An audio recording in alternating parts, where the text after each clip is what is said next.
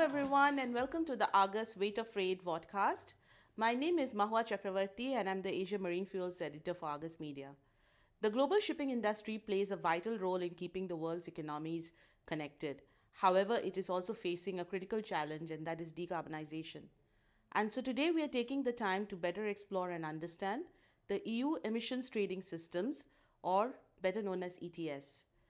Joining me to navigate this complex topic is Andrew Khaw, Argos's editor for Asia Freight, and Mr. Brijesh Tewari, who is a leading expert on maritime sustainability and decarbonization solutions at Lloyd's Register.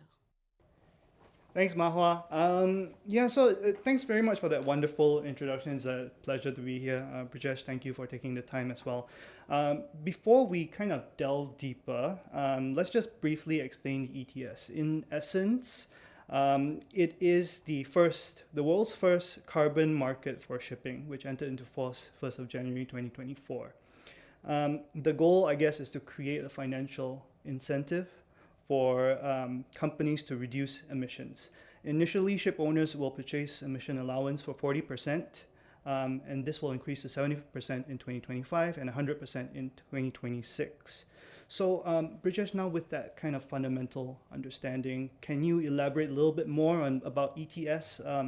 What are the core elements that we should be aware of? Yeah, sure, Andrew. So, emission trading system in EU is putting a cap on the emissions. So this ETS is not only for maritime, rather it started in 2005. It was for all the industries in EU, especially the big emitters, the power plants, the cement plants, and now it has been extended to the maritime industry as well. So the ETS puts a cap on the emission limits, emissions CO2, greenhouse gas emissions, and this cap over a period of time becomes more and more stringent. So we have provisions to emit lesser and lesser CO2 or greenhouse gas emissions as we go along. So this is a scheme by EU so that they can reduce their emissions from 1990 level to 55% by 2030. So overall objective of this scheme to reduce the emissions over this period and to put a financial element, a financial penalty, which actually acts as an incentive for the industry to decarbonize. This is the ultimate aim of the ETS. So in terms of the scope of ETS, all the vessels which are trading in EU, including the incoming voyages, the intra-port voyages in EU, and outgoing voyages in EU, all these are covered in the ETS scheme. And the scheme has kicked in from 1st January 2024. It uses the MRV system, which is already in place, and ship owners and companies have been reporting their emissions in the MRV. It uses that same scheme to collect the emissions data, and from 1st January 2024, it also includes the other greenhouse gases, methane and nitrous oxide. Though the penalty or the allowances to be surrendered for year 2024 are only for CO2. And from January 2026 onwards, the other greenhouse gases also have to be paid for, or the allowances have to be surrendered. Now, the data for each ship has to be gathered, as well as for the whole company, an aggregation has to be made that how much of their ships have emitted through the year, and then that many allowances have to be surrendered. And this surrendering has to be done by September in the following year. And failure to surrender will result in a fine. So these are the key elements of the ETS. Thanks, Brijesh. I think that really paints a clear picture. ETS for shipping really involves a complex interaction between various stakeholders. The two main ones would be ship owners and charterers, but there are others as well, I guess. So could you just break it down for us? How will these stakeholders interact with each other under an ETS?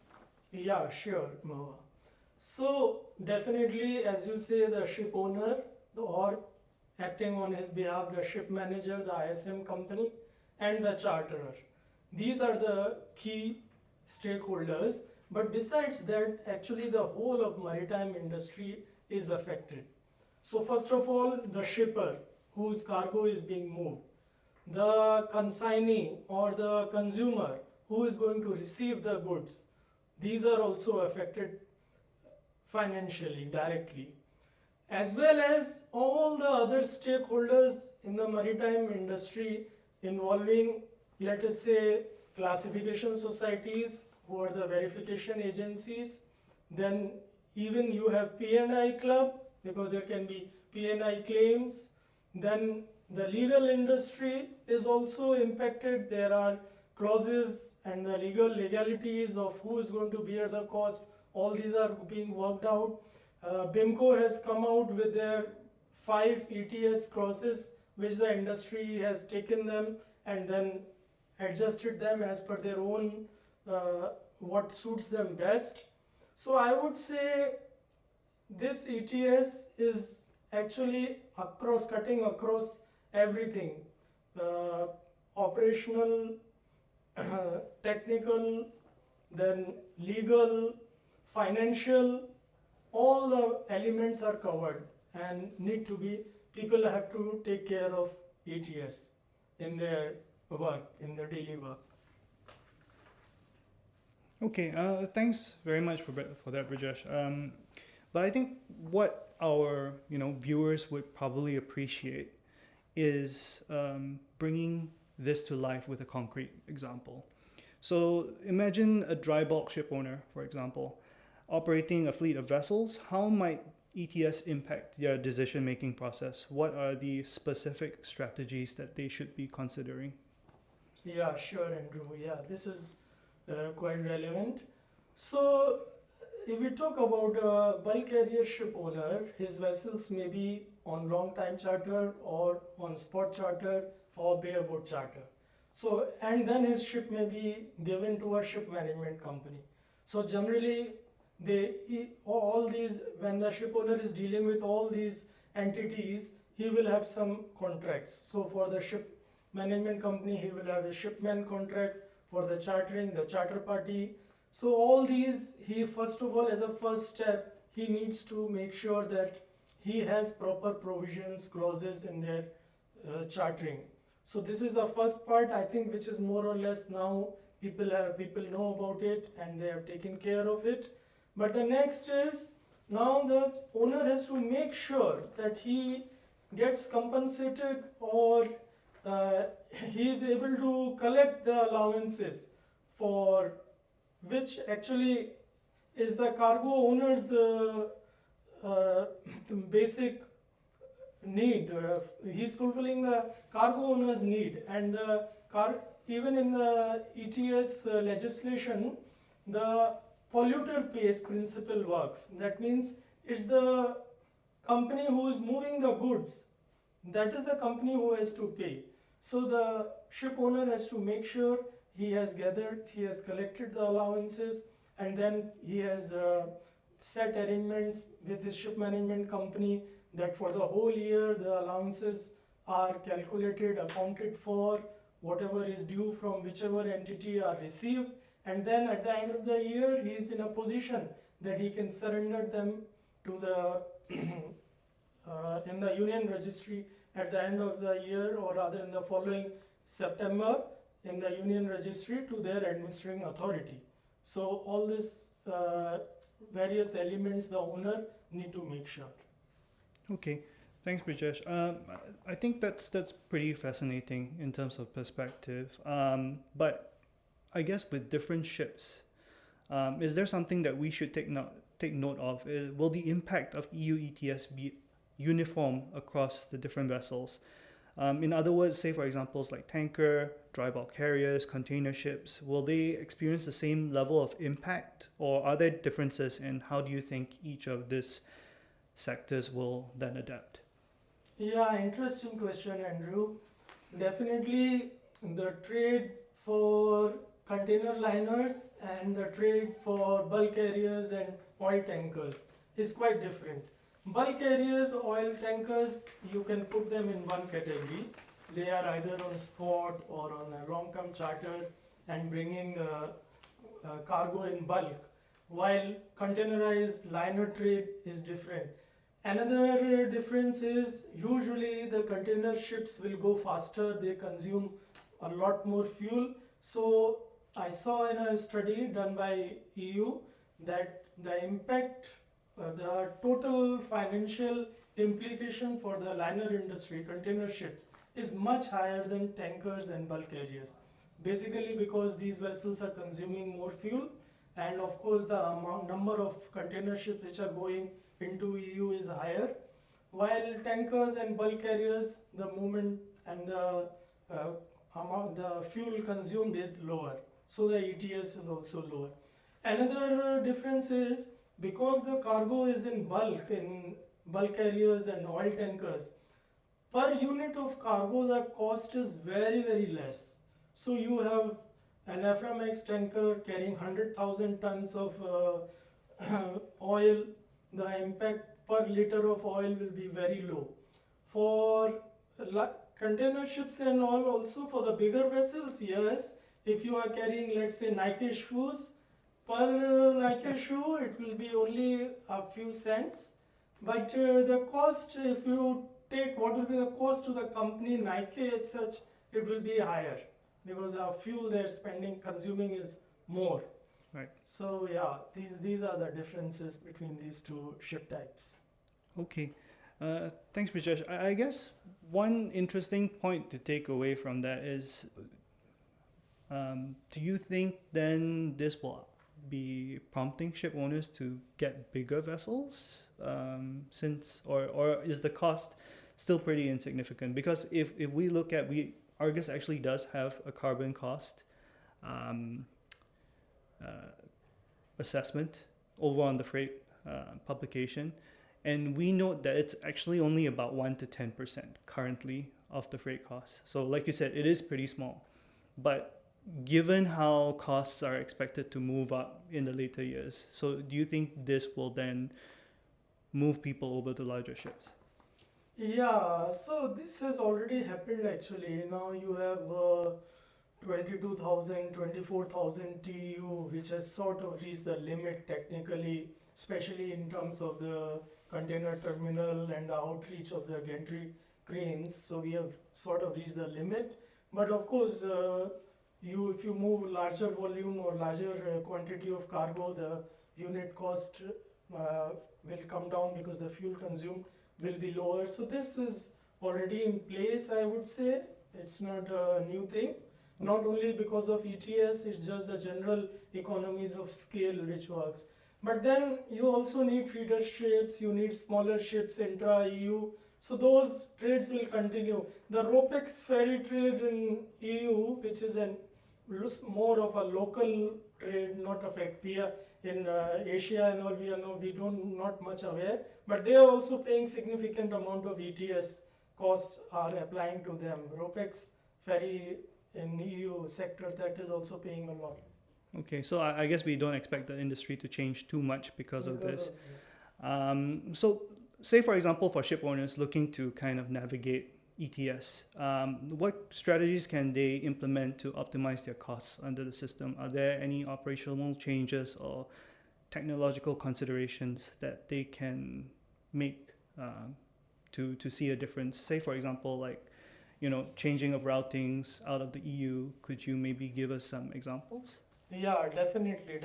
This is quite of interest at the moment to the ship owners, the charterers, how to minimize their ETS cost.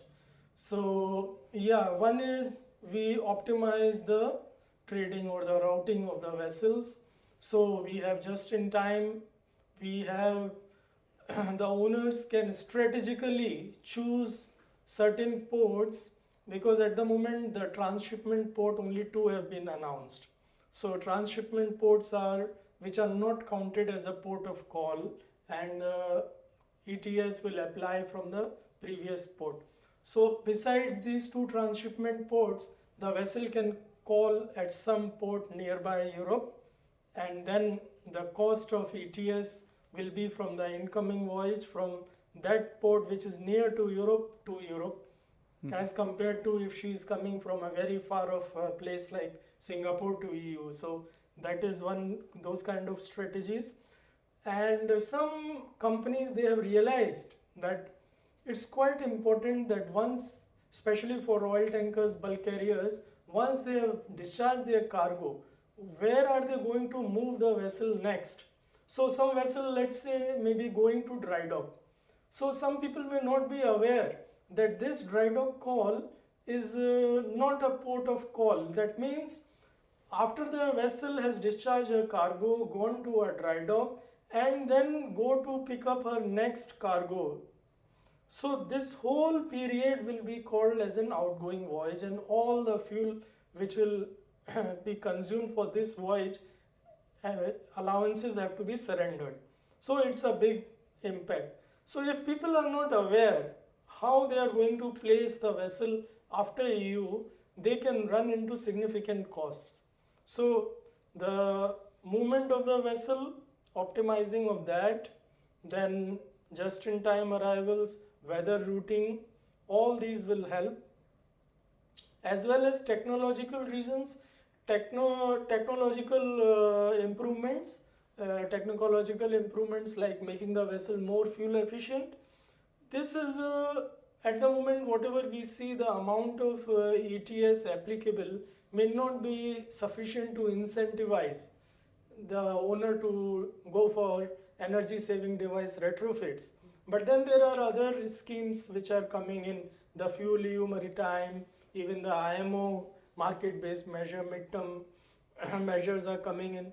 All these will make these energy saving devices retrofits and all more attractive. So technical, operational, these are two, but then there can be some other ways also. Now let's look at hedging. I'm not a financial expert, but people are looking at it. Actually, till September or October last year, the price of EU allowance had gone up to almost 95 to 100 euro, and then it dropped and it came down to below 60, or came to about 58 euro, and that was in early part of this year, and now it has been creeping up slightly, and slowly it has crept up to, today I checked on 30th April it was 66 euro. So looks like it has bottomed out. So that is another strategy how you can minimize or optimize your ETS costs by doing some hedging, or see what would be the best strategy at what point of time you want to procure the allowances. Some people may just follow continuous, that as and when the voyage gets completed, they collect the allowances. I think that also works, because automatically then the price goes up and down, but as you are doing it throughout the year, it's fine, it works out. I would say it will be quite almost suicidal to wait till the end, because then you don't know, you may end up to pay very high for the whole year. So it would be always wise to buy throughout the year rather than at the end. Hey, thanks, Brijesh. I think you raised two points that were very interesting. So I'll ask two of the questions, and please answer them when you can. So one is in terms of the overall costs. So you say ship owners should be aware of their next, what they do next. So going to a dry dock is not advised. What can a ship owner then do to make sure that they don't fall into that trap? And the second thing is, you talked about costs bottoming out for the carbon at 66 now. So do you think it makes sense for people to then buy out a bulk of these credits or these allowances now and sort of hedge it that way? Okay, yeah, sure, Andrew. Yeah, interesting questions. So the first one, going to dry dock after a EU port of call is I would say, strict no. We just, it will be like the company will have to pay allowances right up to the time when they pick up the cargo next. So the strategy to manage this would be, after EU port of call, go to a nearby port which is outside of EU and do a short cargo loading discharging somewhere, and after that move the vessel to dry dock. So that is, I think, the will needs to be done by everyone, unless they are willing to pay the ETS costs. Yeah. Okay. On the other one, okay, I'm not a financial person. This means you are. We expect that the allowances will go up higher and higher. The cost, definitely, because the total amount of allowances to be auctioned in the coming years will be lesser and lesser. So it is expected the cost will go up. And these allowances which we can purchase now, they can continue up to 2030. So as a technical person, yes, it looks okay. You can buy now and keep on using for the next few years. But I think the financial people who are much more expert in hedging, because there is a cost of the money you are using now. True. You can use this money to earn and put into something else and make more money. So it's the opportunity cost, and I think those kind of financial, we need to get one finance guy also with us to talk about it and make Fair a enough. suggestion. But yeah, it seems at the moment the prices have bottomed out and started creeping up. So it makes sense to acquire right now, or through the year at least keep acquiring at regular intervals. Okay, got it. Thanks, Brijesh. So I think the conversation then leads us naturally into the topic of alternative fuels. Recent analysis from Argus does suggest that even with EU ETS cost factored in, VLSFO, or very low sulfur fuel oil, might remain competitive up until 2025. Mahua, any particular thoughts on your end? Thanks, Andrew. I think the rising cost of ETS from 2024 could make marine gas oil, which is really the highest priced among all the marine fuels, more expensive, which could potentially narrow the price gap with biodiesel, which is the current first choice of alternative marine fuels right now in the industry, and which has a zero CO2 emissions factor under the EU ETS. So, Brijesh, considering this, I mean, how can really ship owners leverage alternative fuels like biodiesel to potentially reduce their overall ETS costs? And are there any specific scenarios that you see, like operating in an emission control area like ECA, where this strategy might be particularly effective? Yeah, definitely, yes, Mahua. Uh, Actually, firstly, we must note that EU ETS is a scheme which is not really directed at uh, incentivizing the owners to switch over to alternative fuels. It's more to make the vessels more efficient. But however, owners will explore all the options available to them. And now we have a very useful website where we can see the fuel costs. It's futurefuels.imo.org, where Argus is giving their feed into this website, and you can monitor the costs of the various fuels in real time. So it gives the latest information.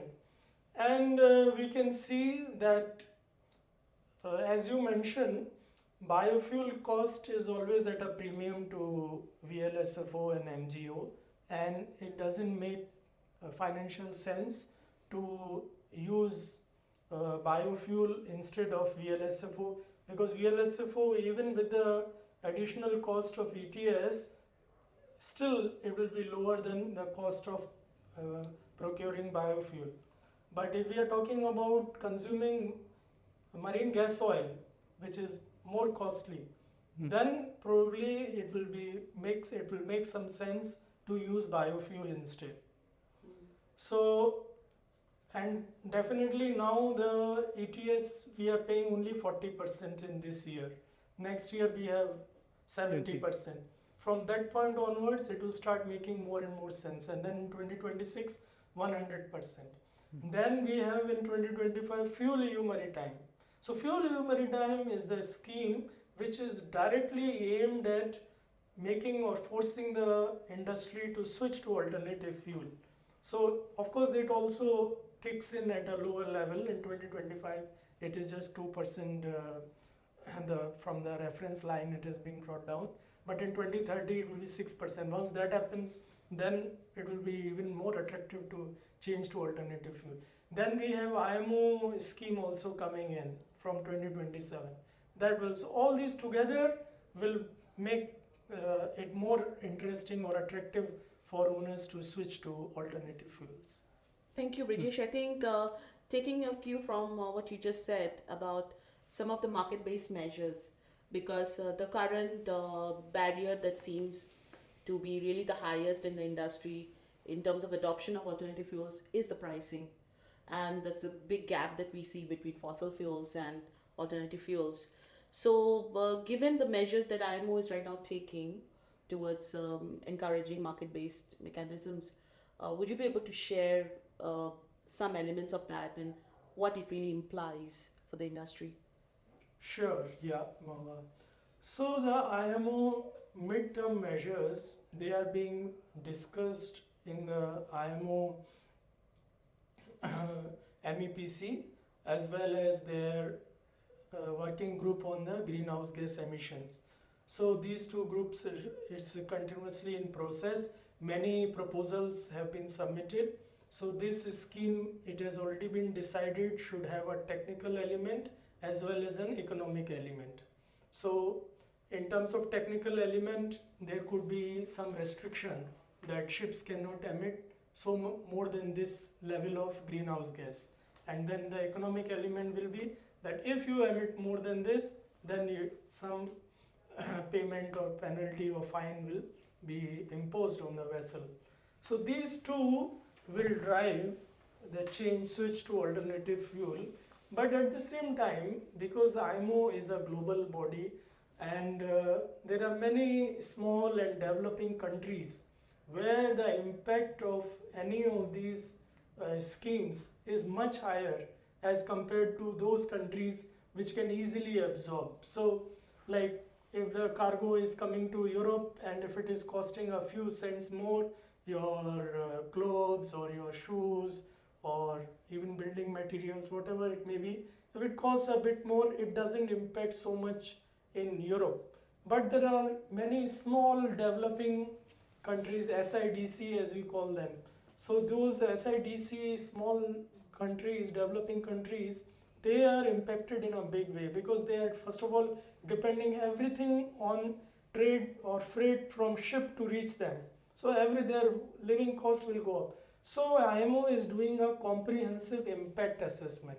So first the comprehensive impact assessment will be completed by this autumn in 2024, and based on that the amount of levy or the tax by IMO will be decided. So it is expected it will be kept at a reasonable level, especially as we phase in. Over a period, of course, it may also go up, but it will be slowly phasing in. So the drive to switch to alternative fuels will be gradual. We have a target IMO strategy that by 2030 we should be using 5% of renewable fuel. So that of course has to be met, and I think IMO will make it more and more as we reach the 2030. It will force that this renewable fuel should be used at least 5% in shipping industry. Yeah, I mean, like you rightly said, because of the 5% mix of RFNBO by 2034, we are looking at obviously the shipping industry meeting rising stringency in terms of the compliance emissions regulations that are being imposed. And fuel EU maritime, you mentioned earlier, is also coming in 2025. How does this work in tandem with EU ETS? Because one is an allowance system, the other really examines the fuel and the emissions of the fuel that you're burning. Yeah. So yeah, many people ask me this question and also about the IMO scheme, that once this scheme comes in, will this scheme go away or what will happen? But unfortunately, or we have to face the fact that all these schemes will continue to work. Actually, their intention, each scheme intention is a bit different and specific. So the ETS scheme is encouraging people, the ships companies, to go be more efficient. So even if we have alternative fuel, even then the ship has to be more efficient. It's not that we go away, we do away with that part. So ETS will continue, ships have to be more and more efficient. Then fuel maritime comes in, the ships have to convert, change to alternative fuel, and at the same time be efficient, because we don't have like unlimited amount of energy available. We still have to manage our energy consumption. Yeah. One last question related to this, Brijesh, is that um, we are in Asia, where a lot of the regulatory sort of implementation is pretty much at very early stages. I mean, governments are just starting to talk about it. I mean, the port authorities are. So, how do you see this? I mean, will it come out of Europe and have a real impact here in the coming year or so? Okay, for EU ETS and fuel EU maritime, those ships which are never going, or those ship owners and companies who never go to Europe, of course, they are not impacted, and they will wait. Like we hear that China will be having this kind of scheme soon. Other countries may follow, but at the moment, those companies will not be impacted, and they will not do anything for sure. They will wait for the IMO scheme to come in, and then they will adapt to the IMO scheme. Yeah. So ultimately, the implementation of ETS in shipping is just not happening in a vacuum, obviously. So the additional costs which are associated with all these compliance measures will be reflected down the value chain, down the supply chain. So how does this impact the end user, the one obviously who's receiving the goods, which all of us are ultimately, and 90% of the global commodities are transported on ships. So how does this impact the bottom line? Yeah, definitely it will impact the bottom line, but if we look at the numbers, I read a report again by EU. So they expect the ETS payments to be 3.7 billion euro by 2030, and the maritime sector cost will go up by 7% for those freight which is moving in. Overall, the cost will go up 7%. Now, this cost will be definitely borne by the ship owner and the charterer, but they may be able to pass the cost to the shipper, or they may be able to pass the cost to the consignee or the consumer. And we already see it happening. The container liner companies, they are putting a ETS surcharge. So now if you want to move a container from Asia to Europe, you have to pay a ETS surcharge. Now this ETS surcharge, I was reading in the news and some studies done, it is apparently looking as if the amount of earning from this surcharge is even higher than what the ETS will be. But there could be some other reasons behind it, because there are many indirect administrative costs and everything to be allowed for. So the costs are there. These will impact. Now whether they are be possible to be passed on to the consumer or not is a question. Some of it will increase the ship owner's cost. So for example, the ship owner is taking the vessel to the dry dock at the end of wherever. Now during that time, those ETS allowances, they have to be paid by the ship owner only. So definitely the ship owners will be impacted, and their earnings will drop slightly. But some costs may be possible to the pass to the end user. So the consumer maybe finally be hit. But because of the nature of the shipping trade and the long value chain, and also the amount of cargo which a ship can carry, the per unit cost is very, very low. So in terms of the actual marginal cost increase to the end user is not going to be high. So I also read a report on this. Consumer prices impact will be very low. There may be some potential long-term effect for those cargoes in bulk like iron, steel and organic chemicals. There the prices may go up by some extent, but otherwise generally manageable, I would say. What would be the impact on freight? The freight cost, if we look at it, the total cost as per this study goes up by 7% overall. Okay. So it will be around there, about 5% or so increase will be there by 2030 or so. Thanks, Brijesh. So that's you brought up a very interesting point. So you mentioned that the ETS has worked in some ways, based on the report that you read, positively for liners. So with that additional earning, I know you mentioned it could possibly be administrative costs, etc. But this kind of goes against the whole concept of it to incentivize. Yes. So do you think, where do you think this, what do you think needs to change, or do you think this surplus should then be put towards, moving towards greener, alternatives, etc.? Any particular thoughts on your end? Yeah, see, so what may be happening, initially these surcharges, these companies have started charging, may not appear so high to the shipper, and they may pay for it.